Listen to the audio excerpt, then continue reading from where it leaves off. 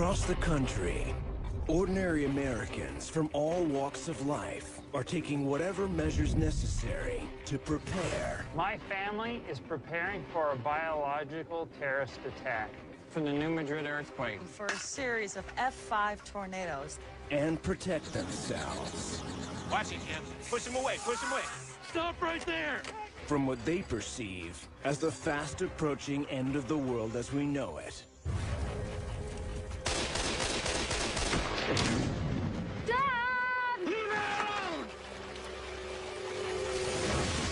Next, we go inside the lives of two committed preppers who have devised extensive plans. So every turkey and chicken nugget that we eat comes from a real bird. Gone to great lengths. This is ridiculous. Are you sure we're needing something like this? And made huge personal sacrifices to ensure their very survival. It is good. It's crunchy. The experts will assess their preps to see if they have what it takes to survive. Hurry, go! This is Doomsday Preppers.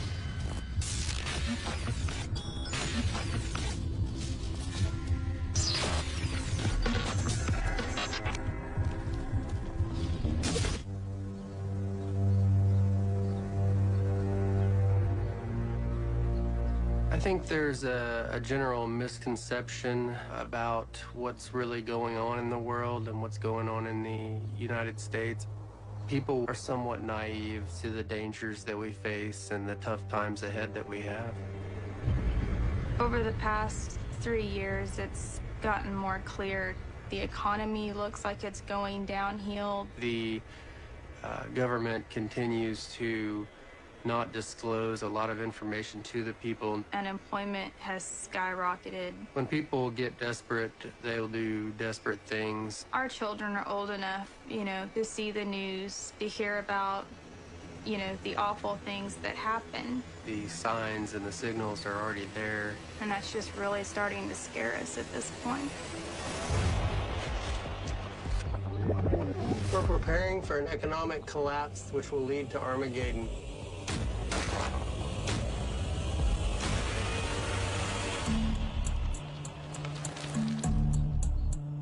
I realized that we would be on a fast track to an economic collapse because of the massive spending. Seeing the uprising in the Middle Eastern countries, such as Syria, Egypt, those types of places, I knew that there would be mass chaos occurring, which could happen here as well. 3 years ago, Brad and Crystal, who live in a suburb of Tulsa, Oklahoma, with sons Carson and Braden, and daughter Haley, decided the economy is on the verge of collapse. But unlike most Americans, they combat that fear with thousands of cans, years' worth of sanitary supplies, semi-automatic weapons, 10 security cameras covering every inch of their property, and bulletproof vests for everyone in the family. That size is probably just a little bit too big. You're probably gonna need a medium. All totaling more than $70,000. Is it really necessary that we have all of these cameras? If everything happens and the world starts going crazy, it's very important. We have to shoot some bad guys with our own guns, right? If it comes to that, that's the idea. 13-year-old Braden and 14-year-old Haley already go to the shooting range once a month. Now that Brad and Crystal's youngest son, Carson, has turned 6, they feel the time has come for him to join his older siblings. So today, they're taking him to the U.S. Shooting Academy to get instruction from its director of training, Steve Arian. I have a 6-year-old daughter. That's something that I necessarily have introduced her to as far as, hey, these things are daddy's tools. We don't play with them. They're dangerous. They can hurt people. She understands that, but I haven't brought her out to the range to shoot yet. Up! I don't feel that she's at that age. And every child is different, and you make the judgment call yourself. Don't put your finger on Down the towards the trigger. ground. Just Down like that. lower. Like that. Keep it just like that. No. No. Remember the laser Put it rule. down. Don't let the laser Face touch down. you. All the Like way it has a to your laser shadow. coming out of it. Right there. When they arrived and I saw that some of the weapons were loaded, it kind of concerned me because it breaks some of our most basic fundamental of safety rules. Let's go ahead and get on the range. I've got a .22 pistol here, and I want to specifically bring this up for you guys, for the kids. So go ahead and grab it with this hand, dude. Good. And handguns we got to be careful with because they're real small, and they tend to get wielded in different directions, and they can cause a lot of injury. I actually had a buddy of mine shoot me one time with a .22. It didn't feel very good. We're gonna keep this finger right here, okay? And then this hand's gonna be right there. That looks good. Like this? Yep, you're a shooter, I can tell. And you're gonna get lean forward, like this. There you go. So I want your shoulders to be over your knees and your nose to be over your toes. I want you to aim down range and slowly pull the trigger. We'll fire one shot. Look at that. Now look at this. Hit it. Yeah, good fun. Good job. When he's not on training expeditions with his kids, Brad spends 2 hours a day inspecting his preps and another 2 to 4 hours daily ordering new items. I wouldn't consider myself obsessed with prepping. I would say that I've done the minimal amount. But in the last year, the sheer volume of supplies Brad's been stocking in their 5-room, 2,000-square-foot house has started to crowd out everyday life. We're definitely running out of space. My room has been taken over. I had to crawl across my husband's bed to get to my side. Our office is crazy. We have room for all this stuff? I think it's pretty much taken over your desk. So what are those suits supposed to be for? This is ridiculous. Are you sure we're needing something awesome. like this? Well, if you had to go out and find resources or go out and hunt for food or something like that and wanted to stay concealed, that's what you'd have to wear. You would blend in well. I suppose. To deal with their growing storage problem, instead of scaling back, Brad thinks the solution is to buy one more gigantic prep. Well, I've been looking at the bunkers and stuff online, so I think if we can get one big enough, we could actually have just a storage area in it, so that way we could start moving all the stuff that's taking up all the rooms in the house and stuff, move it out into the bunker. An underground bunker has long been the holy grail in Brad and Crystal's prepping. They've spent years talking about it, saving for it, and making personal sacrifices to ensure their doomsday dream becomes a reality. I gave up pursuing my pilot's license and also sold our camping trailer, basically to be able to afford it. We don't take extravagant vacations anymore. The situation has become so dire that we have decided to hold off on expanding our family. We would not want for her to be pregnant in a bunker. It's just really hard. It's been a long, hard decision to not pursue that. But we look at the fact that if, we have to go into the bunker, I've had my first son C-section, so my next one would have to have a C-section at that point. Without the medical attention that she would need in the bunker, she would probably not make it. Brad's come to the decision better than I have, so.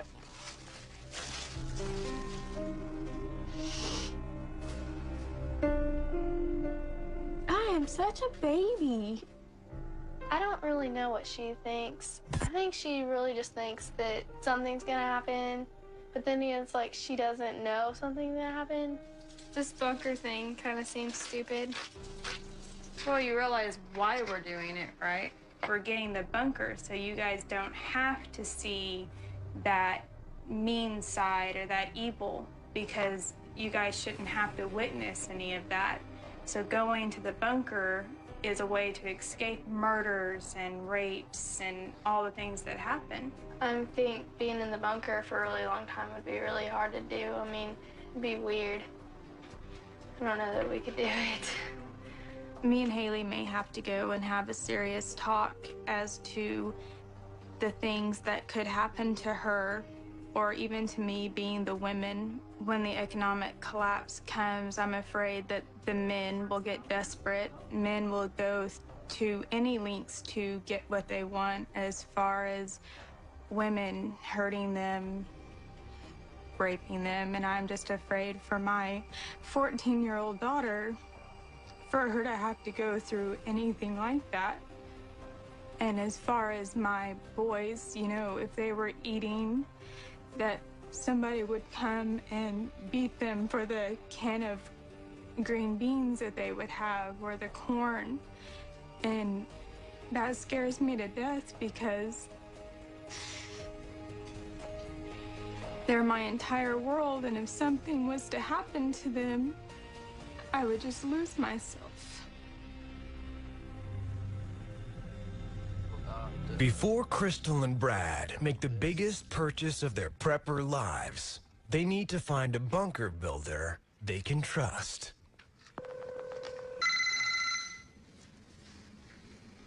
This is Clyde, Rising S Company.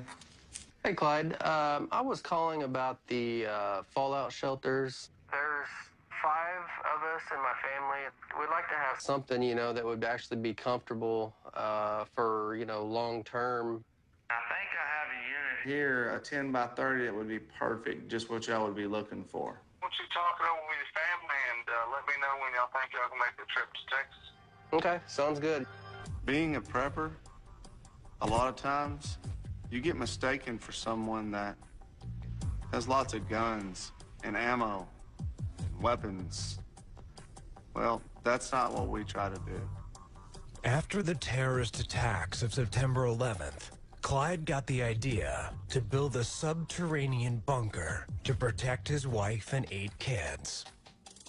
Then he founded what might be the country's first all-prepper bunker building company. To be employed here, you must be a prepper.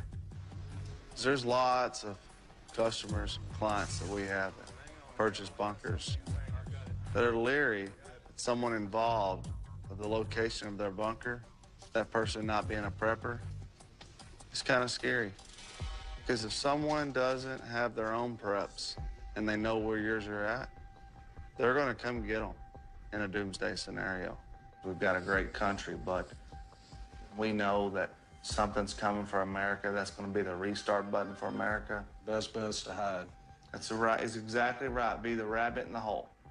Yep. Go underground. You stay alive. Your family's safe. You eat good because you're a prepper. That's the reason we do what we do at this company.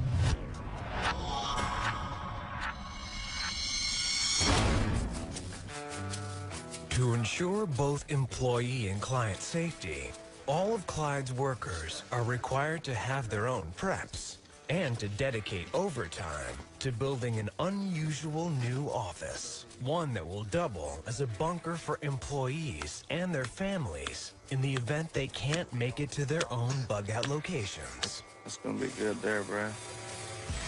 Even Clyde's youngest employee, his 17-year-old son, Jagger, is expected to get involved. I don't think that much about the end of the world. I mean, I have a lot of hobbies like rodeoing and playing sports and hanging out with friends. I think as a 17-year-old, he's thinking more about girls instead of underground bunkers.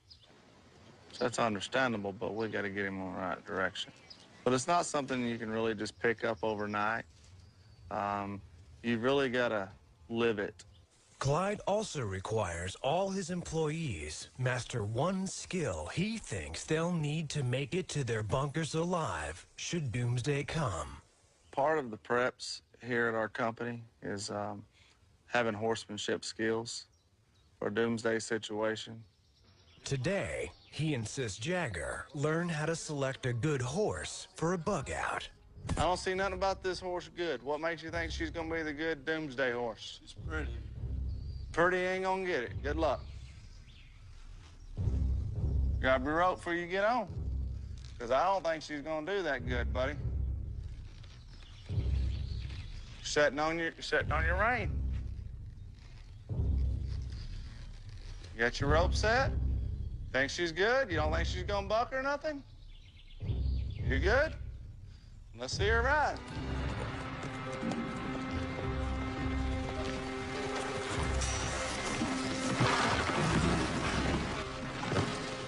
Yep. Told you don't ride that one. Watch that gate. That gate will pop open. Oh. Jagger picked a really pretty horse. It was a black horse. It was a mare. There were some key features about her that I didn't like. You can tell this horse got stickers in her hair. Hooves are really bad. That's why I told you not to pick her. In a doomsday situation, if you had broke your leg or something like that, or a foot, how would you have got out of harm's way? You couldn't have. You'd have been left behind. Yes, sir. You okay? Just hurt my hand a little. Okay. Well, we need to find you another horse.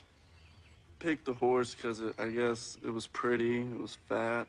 I mean, I thought it would have been a good pick, but turns out it was bad. I should have listened to my father's decision. For now, Clyde's team's own prepping is being put on hold while they focus on building their new bunker business.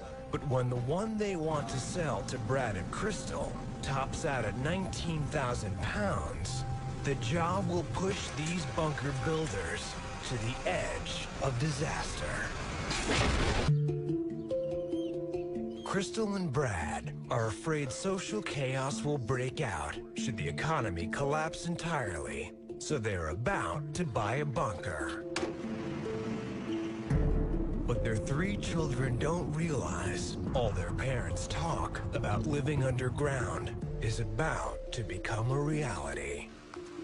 Or that the family vacation they've been told they're taking is really to visit a bunker company and pick out their new doomsday home. Dad, are you kidding me? No, this is not what I wanted for my family vacation. Not at all. You're gonna love it. Yeah, I love everything. Really?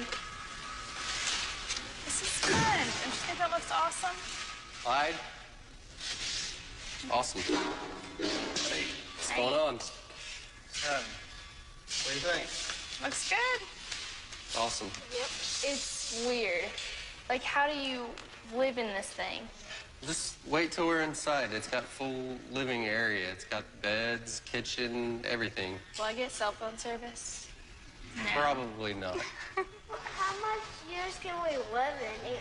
You can live in that thing for a long time until you're grown up. Yep. Yay! You know, if it's a doomsday situation, then you would probably rather be living in this than you had to be living under a bridge. Yeah, that would suck. All right, let's go look at the inside, and maybe that'll change your mind. Watch your back, watch your head going in there. Come on, Carson. Here, let me help you. Braden. What do you think? Is it pretty awesome? You don't like What it? the heck? Got a closet up here, got some shelving on top. Got the ladders, got the round pipe on the ladder, so figure you'd be barefooted most of the time when you're sleeping, you know, so you can climb up it without really hurting yourself. How do we go have a TV in here? Xbox stuff. Won't be no Xbox and TV in here. Really? Yep. You'll just have to play board games and cards. That's dumb. Once this thing goes underground and it's down 10 feet like it's gonna be, everything changes. You lose track of night, day, That's rain. right. That's right. You won't hear it when it rains. You can't hear the wind blowing. You can't hear birds, nothing. It's just complete silence. It's like a life of darkness. It's like a life of darkness.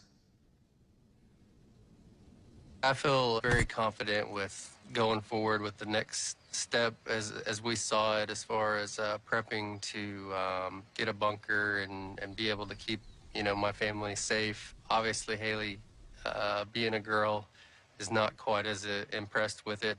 She would probably prefer to be laying out at the pool than being 10 feet underground without any electronics or anything fun to do. I guess I'll see you in Oklahoma in the next few days for the install. Brad and Crystal are satisfied with the 10 by 30 foot, $50,000 unit Clyde showed them. So Clyde's team is diving into work right away to get the bunker ready to go. Run this continuous piece all the way down against that back wall where the sink and stuff is. I think it's still a lot for them to take in then. Yeah. But as long as we know that we have them protected and taken care of. 1, 2, 3. You better put it out.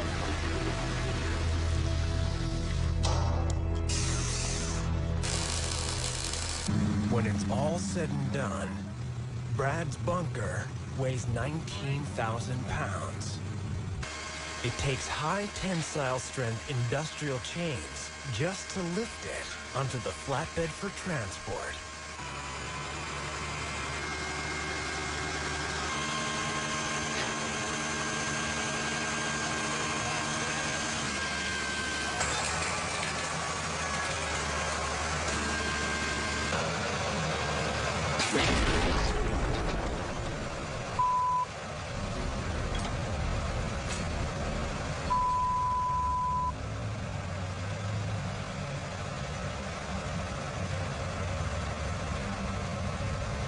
Raising the bunker, chain broke, evidently too much weight. Came back, slapped Clyde's arm, it definitely broke on. When a bad link in the chain gave way, it snapped and whipped toward Clyde, cracking into his arm as he stood behind the cab of the truck.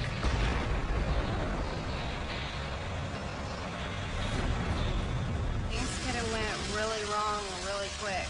I mean, if it would have hit him, in the head, it could have killed him. Terry, you can see the knife there. I think you need to go to the hospital right now, honestly.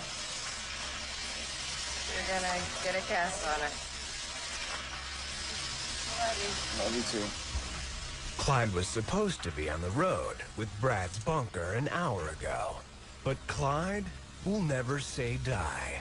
Come hell or high water, he insists on finishing the job.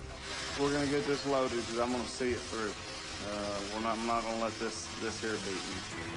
But when Clyde finds himself in the same situation a second time, it may put this bunker builder out of commission for good. Brad and Clyde are both preppers, determined to save their families from social unrest. Brad fears economic collapse and wants a bunker to hide his family in. And Clyde has one to sell him. But as Clyde was loading Brad's 19,000-pound bunker for delivery, the unexpected happened.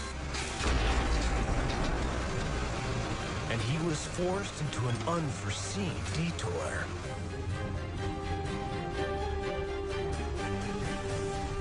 Yeah, sometimes you just gotta cowboy up. You gotta make sacrifices to do your job, and this is one of them occasions.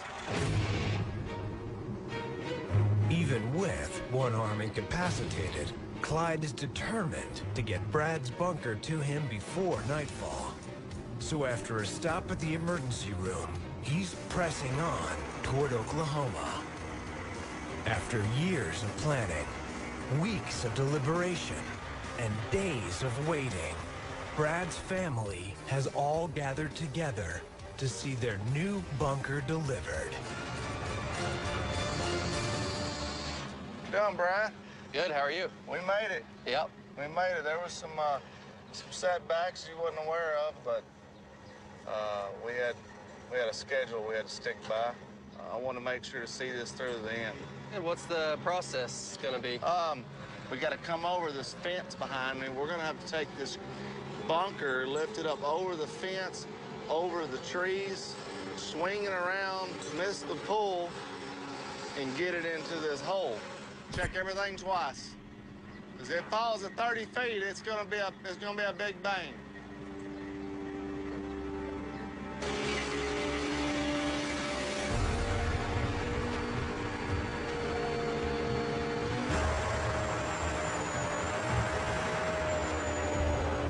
Pretty awesome. What do you think? Looks good. Straighten it up, Gary. I've noticed a few people stopping on the road out there and taking some pictures. I've seen a car drive by 5 different times. Turn around and come back. And pretty sure we'll be the talk of the block for a while. Let her down. Good level, Brad. Perfect. What do you think? It's cool.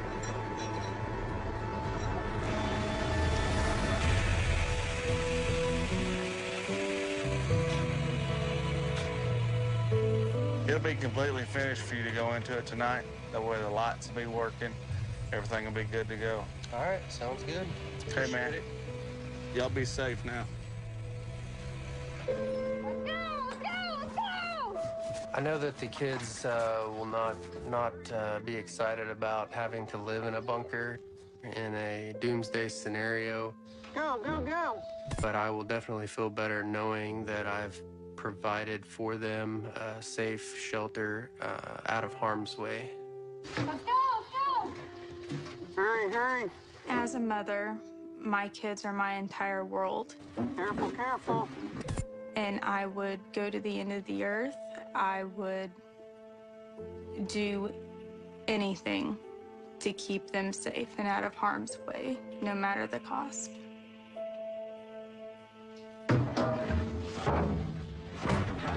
The leaders of our country are preparing. They're preppers. You just don't know it. They have bunkers, lots of bunkers, lots of food supply, special cooks, doctors. They even have lawyers. So just for you getting a bunker that makes you crazy, why shouldn't you be prepared?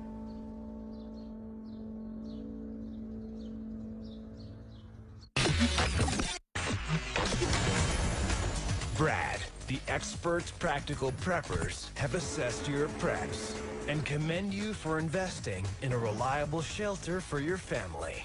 However, you should be storing water for both your house and bunker and obtain a portable water filter as well.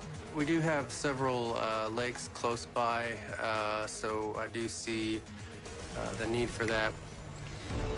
To determine how long you could initially survive a catastrophe, Practical Preppers has scored your preps in 5 categories of 20 points each for a total possible score of 100.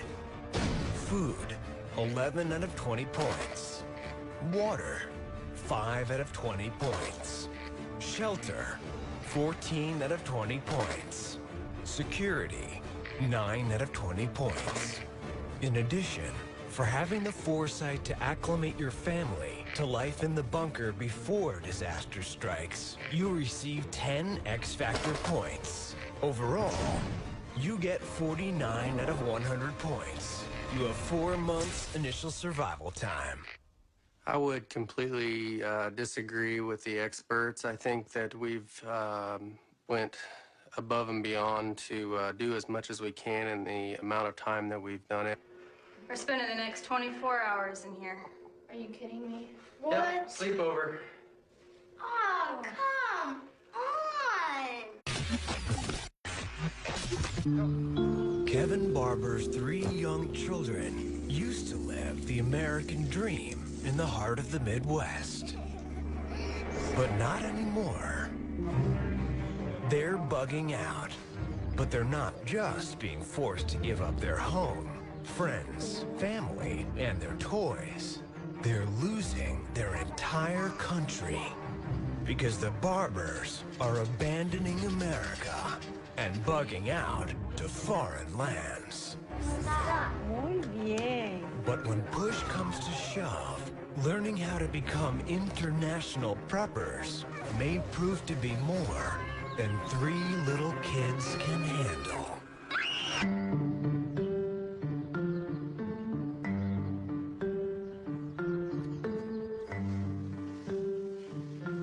How's work?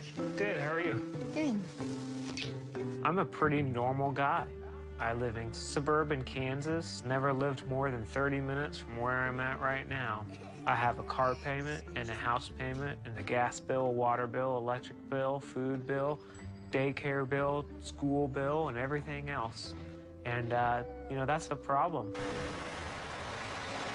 When you have children, I believe that there's a transition in a man's brain that says it's time to protect my house and provide for the welfare of my children. And I think you become interested in taking a role and setting up your own future. If you look at America, every problem we have, we try to fix with a credit card. The government keeps swiping that credit card as it keeps racking up. And at some point, our creditors are going to rise up and go, you know what? We're canceling the card. And that's going to lead to the end of America.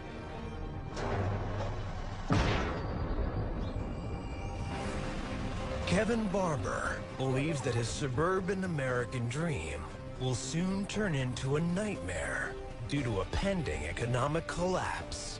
But he's doing more than just going off the grid.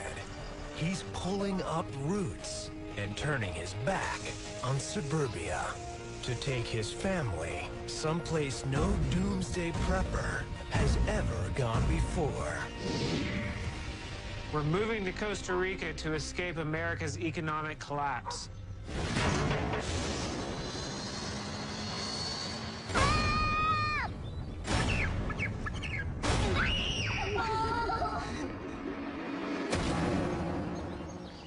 When most preppers bug out, they head for other parts of the U.S. they think will be safe. But Kevin believes that the looming economic catastrophe he fears will leave the entire nation devastated and dangerous. So despite living his entire life in his hometown, Kevin is selling the family home and leaving not just Kansas, but all of America behind. We decided the best thing to do for our family to thrive in good times and in bad times is to pack up and move to Costa Rica. Kevin believes that by relocating his family to the jungles of Costa Rica, he's putting them in the best position to survive the coming financial ruin he fears. When economic collapse does happen in America, it's actually going to be worldwide. And one of the reasons we chose Costa Rica is because the typical Costa Rican doesn't have as far to fall. They grow their own food, they create their own power, they use their own resources, and it's a lot of people that are used to living a simple life. They don't pass a whole lot of laws, and they don't mess with people very much. I wish I could say the same thing about America, but I can't, and that's influenced our decision to move. Good job. With just weeks until moving day, it's a hectic time for Kevin and his wife, Christy, son, Donovan, and twin daughters, Ashley and Aubrey. Today, the family's packing all their belongings and preps into a 40-foot shipping container. In moving our family to Costa Rica, we basically had two options. We could either leave everything behind, sell our belongings, and land with just a few suitcases, or we could take a shipping container and ship all the things we've spent years collecting to Costa Rica to jumpstart our new life. Are you all ready to pack?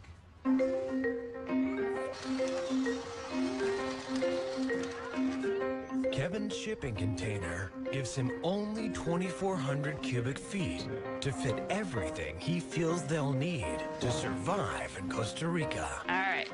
Box from the plancha. Didn't expire it. First to go in are the essentials. I've got box 22. They're bringing 1 year's worth of food, but no water. Box 14. Got it. To ensure they'll be able to live completely off the grid, Kevin's also bringing a solar array and a backup generator. Is that one too heavy? Okay. He's also arranged to have all his firearms legally imported into Costa Rica. So I've been talking with attorneys on the best way to import weapons into Costa Rica. How many and which ones are we taking? We have a shotgun, small caliber rifle, AR-15, and hunting rifle. It's a 270. Once our background check and paperwork is lined up, we'll basically pack them up and we ship them down.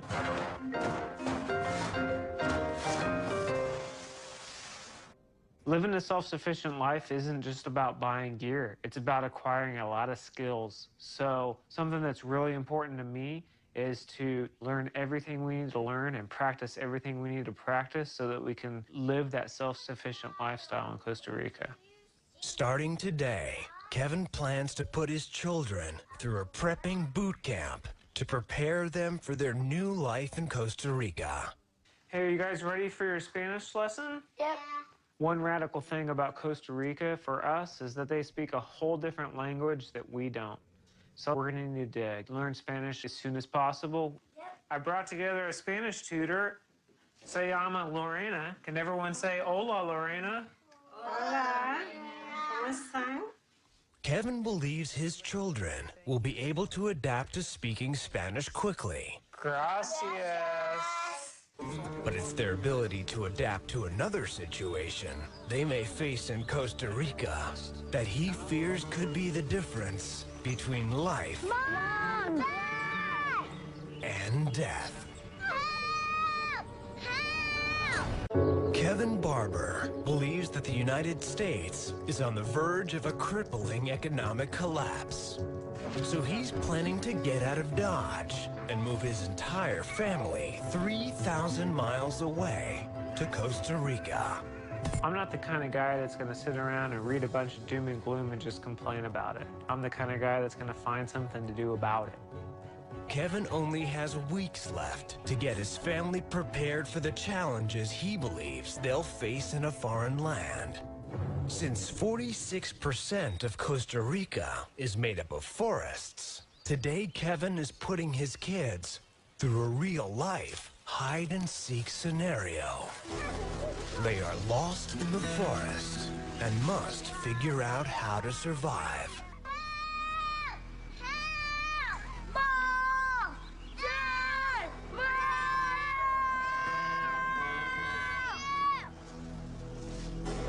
I invited over Joe Fox from Viking Preparedness, an instructor with 20 years experience as Army Special Forces. He's just the guy to show my kids how to not get lost in the forest.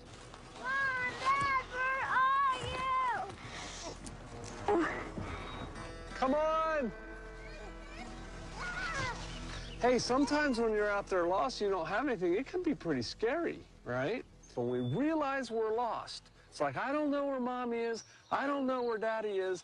We want to sit down and stop what we're doing. Why do you think we want to stop walking, Donovan? Because if you just keep running around, you're gonna get exhausted. These are yours. Kevin wants his kids to carry bug-out bags with enough supplies to survive 3 days in the jungle. But to conserve energy, experts say bug-out bags shouldn't be heavier than 25% of one's body weight. For the girls, this is only about 7.5 pounds. So Joe's giving the children kid-friendly bug-out bags stocked with lightweight preps. You carried this bag all the way out here in the woods, so let's see what you got in there. Very good. Then take your fingers out, and then what do we do? Listen. What are we listening for? Help. That's right. You're listening for people saying, come help. Donovan, do you have a hole in there somewhere? Yeah, right here. So put that so your face is through the hole. Just your face and leave it on like a hat. You want to try this thing? Well, this is kind of survival dress up. I don't want to survival dress up. I don't like those. When watching my children doing the drill of being lost, I really saw that there's quite a few things that we can still work on. Donovan knows some of the right things to do should he be lost. So with continued practice, I think he'll be in good shape. If I was to get lost in the woods with my sisters, I'm the big brother, so that means I have to keep my sisters warm and safe. My daughters, There's a boat right there. we're gonna keep working with them as they turn 5 and 6 and older so that they can continually improve. As moving day draws nearer, the Barbers are forced to say goodbye to close friends and family. Moving to Costa Rica is going to be hardest on Grandma. She's not going to see the kids near as often as she gets to today. You know, we're not thrilled about that, but at the same time, we need to not be focusing on obstacles that prevent us from being self-reliant. We need to be focusing on the ways that we can make the best choices for the long term. Wow, it's really gonna happen, isn't it? Yeah, good to see you. By showing my mom the types of things that we're training for Costa Rica, my hope is that she'll accept our move even if she doesn't agree with it. And even though she'll miss us, she'll know we'll be successful in Costa Rica. Hey, Aubrey, my hug. Kevin believes living off the land will play a large role in surviving an economic collapse. But he's not sure what that might entail in Costa Rica, especially if doomsday follows them there. So, to help prepare his family, Kevin has brought in Marjorie Wildcraft, an expert in sustainable living. So when you get to Costa Rica, there's going to be a whole lot of foods that you've never tried before. And I got some today, they're really special ones. These guys are called mealyworms. Oh, I do not like this. Are we gonna eat it? Do you want to eat it? No. No. Ashley, do you want to touch it? No, I did not. You want to put it in your hand? No. Can you put a one in my hand? Or you can. It must have tickled you. Now, actually, where you're going to go live in Costa Rica is in the tropics, and insects grow really big there. It really is a viable food source. Next, we have... Oh, the cookies. They're my favorite. People eat these all over the world. This is a very common food source almost everywhere else other than the United States and Europe. In fact, the United Nations, they're looking at developing this as a food source because it's getting harder and harder for us to grow enough beef for everybody to eat. The next ones are the most delicious. We're gonna wanna be real careful with this one, okay? Scorpion.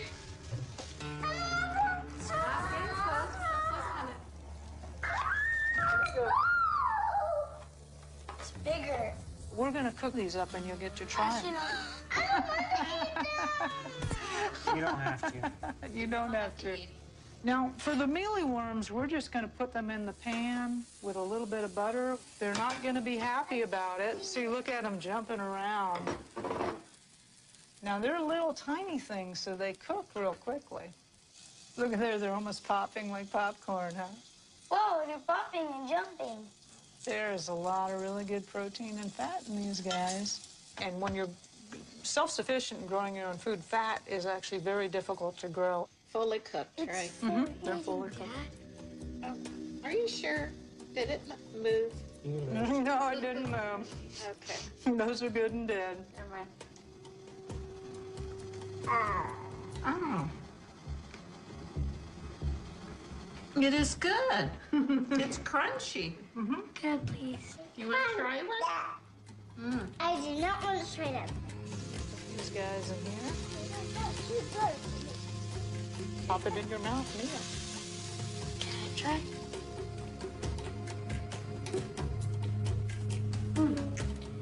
They're great. Austin, you're gonna try this. You think it'll be tasty? Yeah? Do you want to try it? No, I do not want to try it. Slimy, yet satisfying. Just for handling purposes, I'm gonna put them Donovan, you need into to some come hot back. water. Bon voyage. In the cooking, the toxins in the tail have been neutralized, but there still is a barb, so we'll cut it off just so that it doesn't get in somebody's tongue or something like that. This guy's got a lot of crunch to it. It's like a shrimp or a crab, you know, kind of. Grandma's gonna take a bite. Weird. And you don't like this garbage enough. You're a mealyworm woman. Yeah. What's neat is that we have a couple of years worth of food before we ever really have to worry about eating insects. Exactly. But at least it's an option. At least, you know. Absolutely. And in Costa Rica, it's a huge option year-round. Living off the land in Costa Rica will involve more than just eating bugs. So Marjorie has brought the children one final lesson in sustainable living. But when the kids see what she has in the box and what their father plans to do to it, they may never be the same again. Kevin Barber is about to move his entire family from the comforts of suburban Kansas to the jungles of Costa Rica to escape the devastating economic collapse he fears is on the horizon. Today, Kevin has brought in experts to teach his family necessary skills that he feels they'll soon need to survive in Costa Rica. Even though I live in Kansas, I'm actually not that experienced in growing my own food or butchering animals, and that's something that I need to get a lot of training on for my move to Costa Rica.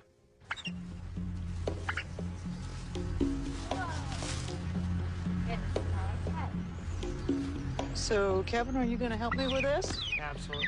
I think it's important that our kids understand exactly how our food works and where our food comes from. Kevin, what you're going to be doing is holding her neck down here. Yep. No worries. And then taking a knife and just cutting the throat there. Okay. Okay, so every turkey and chicken nugget that we eat comes from a real bird. Okay? Mm-hmm. Ready?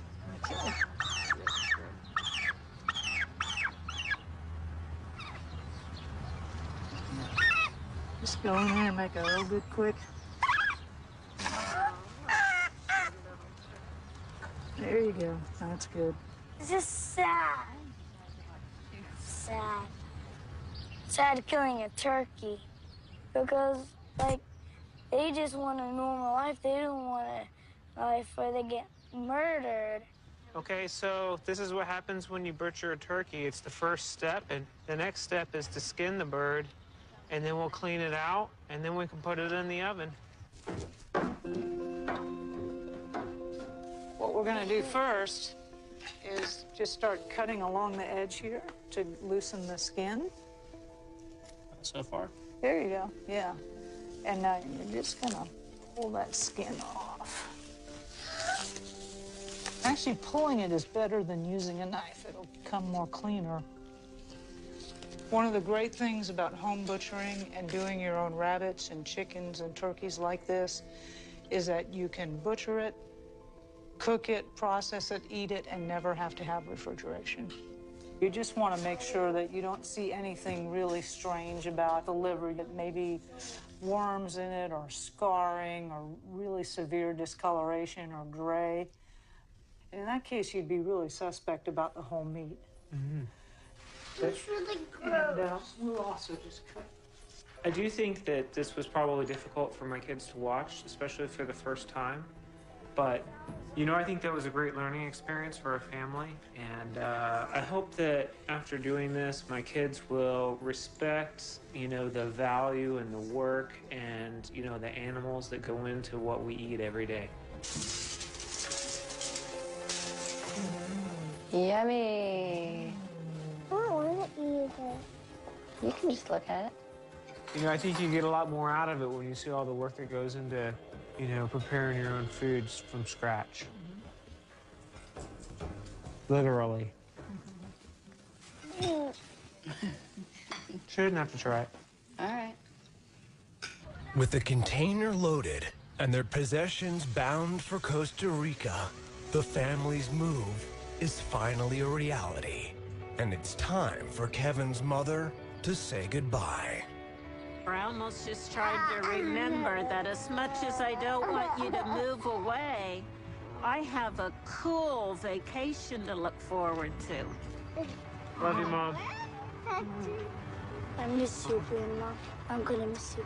I'll miss you too. Yep. Group hug!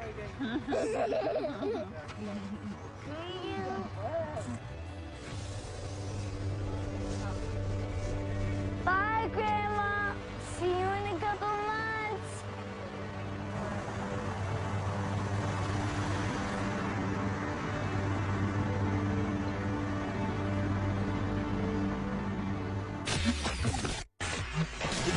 Kevin, the experts at Practical Preppers have reviewed your preps. Your willingness to move your family to a more sustainable lifestyle is commendable. However, since you are not bringing water, you should start a rain catchment system when you arrive and learn purification methods. I absolutely agree with that. Rainwater catchment is going to be vital in Costa Rica. It rains over 80 inches a year where we'll be. To determine how long you could initially survive a catastrophe, Practical Preppers has scored your preps in 5 categories of 20 points each, for a total possible score of 100. Food. You will need to develop a resupply plan for your new home. 14 out of 20 points. Water. 14 out of 20 points. Shelter. 11 out of 20 points. Security. You need more firearms training. 9 out of 20 points. In addition, the climate of your new home will give you the ability to grow food year-round. 12 X-Factor points. Overall, you get 60 out of 100 points. You have 9 months initial survival time. I think it's great to get an assessment for a starter because it's a mile marker for us. We realize that we're on the journey to be prepared. I know I'm not the ultimate prepper, and I need to go get trained and get skilled and do these things so that my family can be prepared. Just wanted to shoot you a quick update. As you know, it's the middle of winter, difficult to get much done unless you've moved to Costa Rica. So we're super excited to be here. It's like perpetual spring year-round. We've been in the house here a few weeks, starting up a homestead. Come on with us, va conmigo, and we'll show you what we've been doing. First, we've got over 60 fruit trees on the property. We have lemon trees, mango trees, banana trees, apple trees, orange trees. We even have some trees we haven't identified yet. Over here, we're going to be building a new chicken coop. We're going to be growing chickens for eggs as well as for meat. Our kids are adapting really well to Costa Rica. They're learning Spanish, they got new friends, new adventure, and they're swinging from trees like monkeys. In spite of the recent recession and European debt crisis, most economists believe a near-term depression is unlikely, and the odds of a global collapse that would result in a severe breakdown of society are remote.